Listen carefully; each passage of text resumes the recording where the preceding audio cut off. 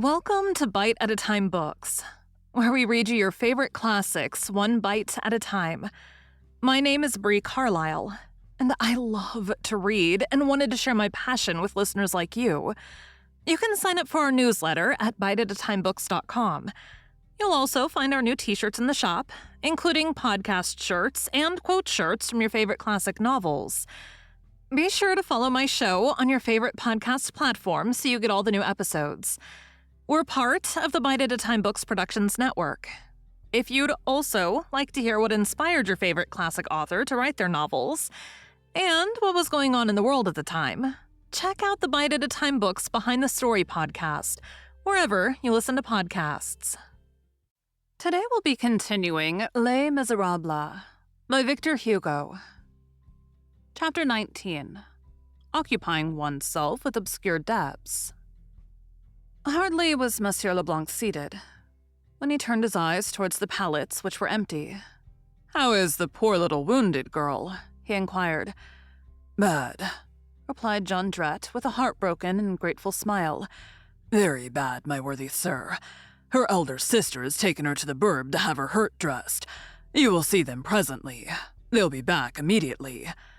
"Madame Fabantou seems to me to be better," went on Monsieur Leblanc, casting his eyes on the eccentric costume of the Jondrette woman, as she stood between him and the door, as though already guarding the exit, and gazed at him in an attitude of menace and almost of combat.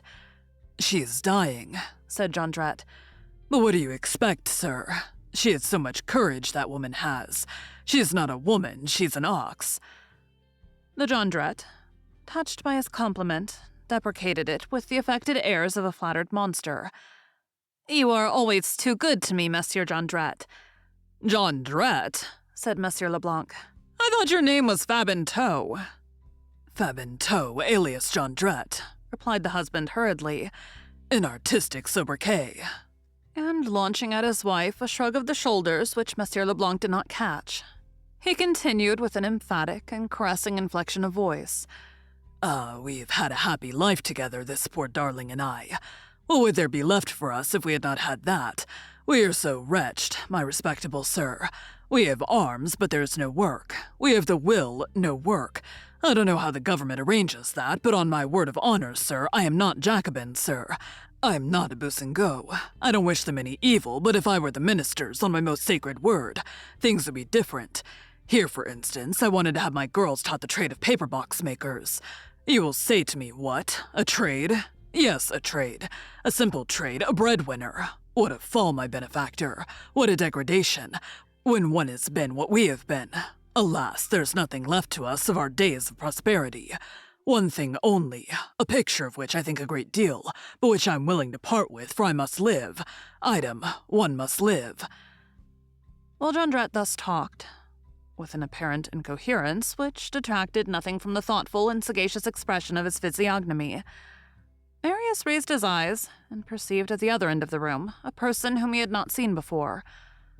A man had just entered, so softly that the door had not been heard to turn on its hinges. The man wore a violet knitted vest, which was old, worn, spotted, cut, and gaping at every fold, wide trousers of cotton velvet, wooden shoes on his feet, no shirt, had his neck bare, his bare arms tattooed, and his face smeared with black. He had seated himself in silence on the nearest bed, and as he was behind Jondrette, he could only be indistinctly seen. That sort of magnetic instinct which turns aside the gaze caused Monsieur Leblanc to turn round almost at the same moment as Marius. He could not refrain from a gesture of surprise which did not escape Jondrette. "I see," exclaimed Jondrette, buttoning up his coat with an air of complacence. "You are looking at your overcoat. It fits me. My faith, but it fits me." "Who is that man?" said Monsieur Leblanc. "Him," ejaculated Jondrette. "He is a neighbor of mine. Don't pay any attention to him." The neighbor was a singular-looking individual. However, manufactories of chemical products abound in the Faubourg Saint-Marceau. Many of the workmen might have black faces. Besides this, Monsieur Leblanc's whole person was expressive of candid and intrepid confidence. He went on. Excuse me. What were you saying, Monsieur Fabanteau? I was telling you, sir and dear protector, replied Jondrette, placing his elbows on the table and contemplating Monsieur Leblanc with steady and tender eyes. Not unlike the eyes of the boa constrictor. I was telling you that I have a picture to sell. A slight sound came from the door. A second man had just entered and seated himself on the bed behind Jondrette. Like the first, his arms were bare, and he had a mask of ink or lampblack. Although this man had literally glided into the room, he had not been able to prevent Monsieur Leblanc catching sight of him. Don't mind them, said Jondrette. They're people who belong in the house, so I was saying that there remains in my possession a valuable picture. But stop, sir. Take a look at it. He rose, went to the wall at the foot of which stood the panel which we have already mentioned, and turned it round, still leaving it supported against the wall. It really was something which resembled a picture, and which the candle illuminated, somewhat. Marius could make nothing out of it, as Jondrette stood between the picture and him. He only saw a coarse daub, and a sort of principal personage colored with the harsh crudity of foreign canvases and screen paintings. "What is that?" asked Monsieur Leblanc. Jondrette exclaimed, "A painting by a master. A picture of great value, my benefactor. I am as much attached to it as I am to my 2 daughters.